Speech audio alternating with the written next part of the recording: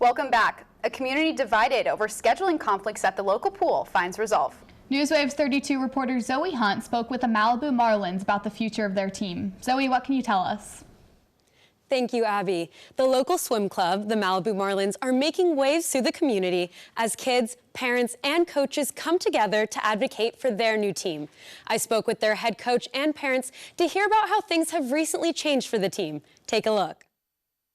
After months of struggling to stay afloat, with limited lanes and difficult swim practice times, the Malibu Marlins have resumed practices with Coach Eric Ron. I'm just the coach, so I'm just flattered that I'm part of this whole thing. After being fired from the Seawolves, another Malibu swim club, Ron is now the head coach of the newly formed Marlins, receiving support from both kids and parents in the community. All the kids love Eric. There was a really close bond between the kids and Eric, and he makes swimming fun. For Robert Brinkman's 12-year-old daughter, rallying behind Coach Eric was worth it, even if it meant the only time she could practice was far from ideal. For a 12-year-old girl, or many girls, to get up at 5:30 in the morning to make a 6:30 a.m. pool time, they have to be highly, highly motivated.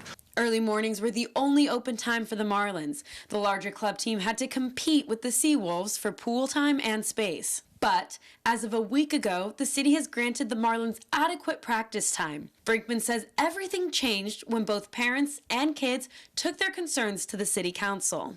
It was just such a surprise to have somebody actually listen to us after all this time. Ron says tension between the two teams is lifting and easing now that they are able to effectively share the pool. We still have quite a ways to go, but there's nothing but mutual respect and love. There can be more than one team in any place. The two teams have found ways to work together.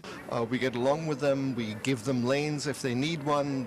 They give us lanes if we need one. It's very collegiate and very friendly. At the end of the day, Ron says it was the community that kept the Marlins afloat. For 8-9 months, this community was just in arms. The parents reached out. They called me pretty much every single day. They say, let's do something. The team plans to keep this spirit as they move forward. All we ever wanted was for the community to have a choice, for the community to have a voice, and we're still struggling to make that all happen, but we're on our way.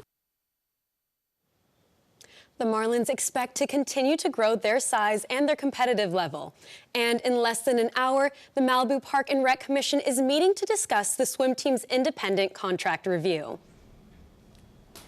Thank you, Zoe, for that reporting. That is such a sweet story, and I'm so glad that they're able to share that pool. I was a competitive swimmer myself growing up, and I know the challenges of sharing a pool. It can be hard, especially when you have those early morning practices the next morning and you're that little. It's definitely a challenge. And it's super cold, too. And it's cold, yes. Really impressive to see kids staying up all night with those city council meetings just to wake up and go to 6:30 a.m. practice. Yeah, those are some motivated students. Definitely. Dedicated. Well, thank you very much, Zoe.